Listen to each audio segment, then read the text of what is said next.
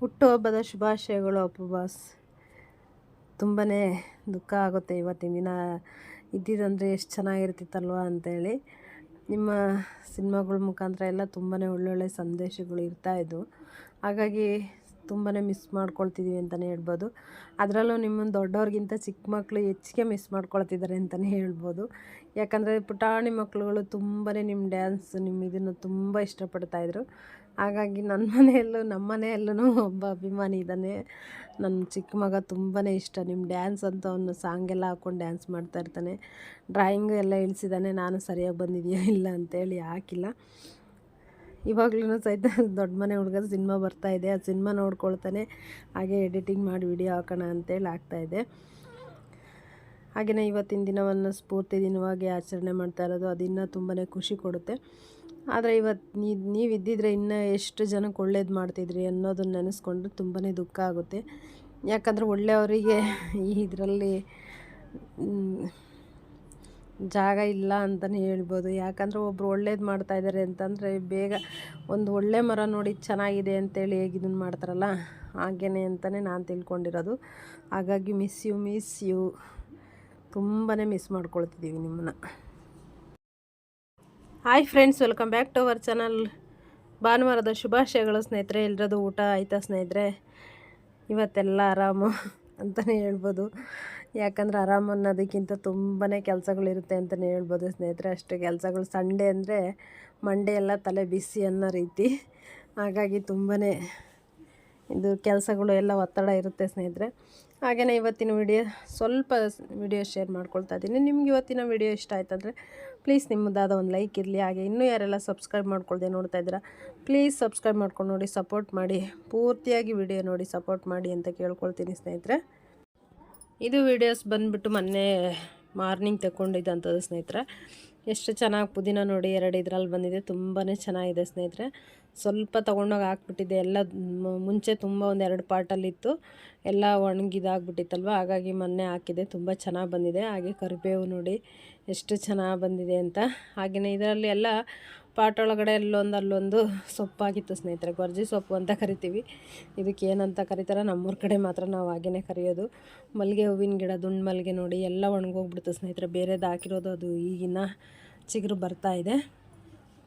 ಎಲ್ಲದರಲ್ಲೂ ಸೊಪ್ಪಿತ್ತಲ್ವ, ಹಾಗೆ ಸೊಪ್ಪಿನ ಸಾಂಬಾರು ಮಾಡಿದ್ರೆ ಆಗುತ್ತೆ ಅಂಥೇಳಿ ಸ್ವಲ್ಪ ಎಲ್ಲ ತೊಗೊಂಡು ಬಂದೆ ಸ್ನೇಹಿತರೆ. 1-2 ಥರದ್ದು ಮಿಕ್ಸ್ ಇತ್ತು ಅಂತ ಹೇಳ್ಬೋದು.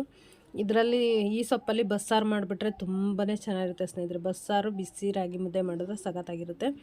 ಆದರೆ ಸ್ವಲ್ಪ ಇತ್ತಲ್ವ, ಹಾಗೆ ಮಶಪ್ ಮಾಡೋಣ ಅಂತೇಳಿ ತೊಗೊಂಡು ಬಂದೆ. ನಂತರದಲ್ಲಿ ಹೂವು ನೋಡಿ ಇಷ್ಟೆಲ್ಲ ಬಿಟ್ಟಿತ್ತು ಸ್ನೇಹಿತರೆ.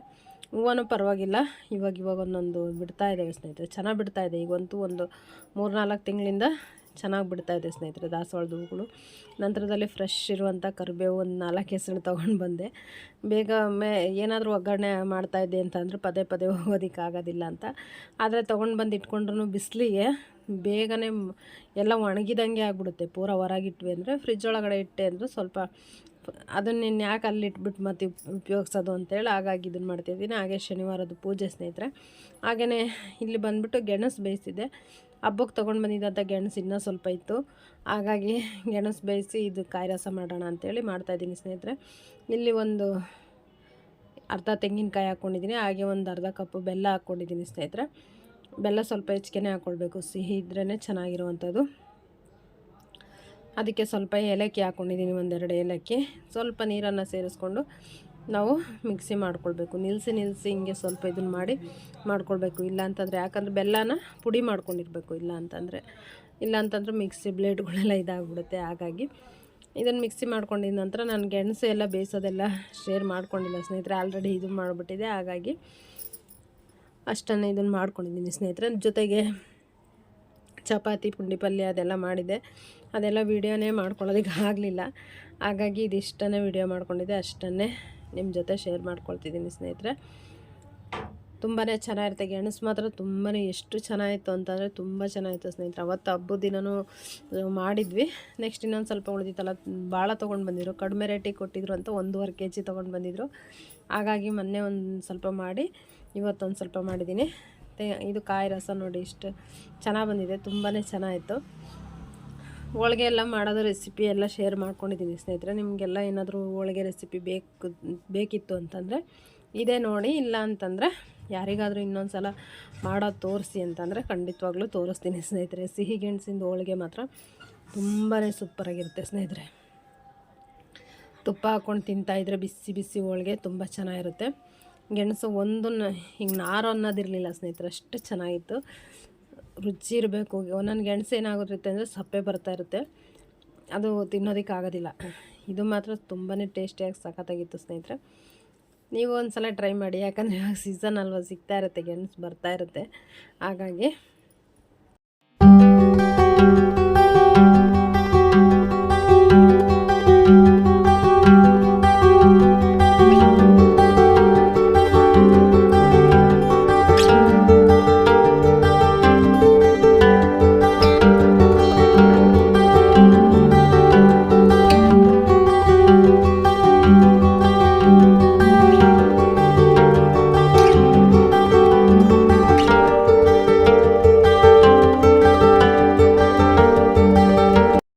ಇಲ್ಲಿ ಸೊಪ್ಪಿನ ಸಾರು ಮಾಡೋದಕ್ಕೆ ಸ್ನೇಹಿತರೆ ಒಂದು ಕುಕ್ಕರ್ ಇಟ್ಕೊಂಡು ಅದಕ್ಕೆ 1 ಕಪ್ ಬೇಳೆನ ಚೆನ್ನಾಗಿ ಒಂದು 2-3 ಸಲ ತೊಳೆದ್ಬಿಟ್ಟು ಹಾಕ್ಕೊಳ್ತಾ ಇದ್ದೀನಿ ಸ್ನೇಹಿತರೆ.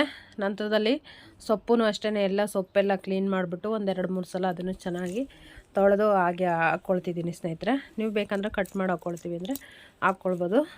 ನಾವೇನು ಹಾಗೆ ಹಾಕ್ಕೊಳ್ತೀನಿ, ಯಾಕಂದರೆ ಲಾಸ್ಟಲ್ಲಿ ಏನು ಮಸಿತೀವಲ್ಲ, ಹಾಗಾಗಿ ಎಲ್ಲ ಚೆನ್ನಾಗಿದಾಗಿರುತ್ತೆ. ಹಾಗೆಯೇ ಅದಕ್ಕೆ ನೋಡಿ ಒಂದು ಈರುಳ್ಳಿ, ಒಂದು ಬೆಳ್ಳುಳ್ಳಿ, ಹಾಗೆಯೇ ಹಸಿಮೆಣ್ಸಿಕಾಯಿ, ನಮಗೆ ಖಾರಕ್ಕೆ ಎಷ್ಟು ಬೇಕಷ್ಟು, 1-2 ಟೊಮೊಟೊ, ಸ್ವಲ್ಪ ಸಾಂಬಾರು ಪುಡಿ, ಅರಿಶಿಣ ಪುಡಿ, ಜೀರಿಗೆ, ತೆಂಗಿನಕಾಯಿ ತುರಿ, ಉಪ್ಪು ಎಲ್ಲದನ್ನು ಸೇರಿಸ್ಬಿಟ್ಟು, ಜೀರಿಗೆ ಇವಾಗ ಹಾಕ್ಕೊಳ್ತಿದ್ದೀನಿ ನೋಡಿ ಸ್ನೇಹಿತರೆ.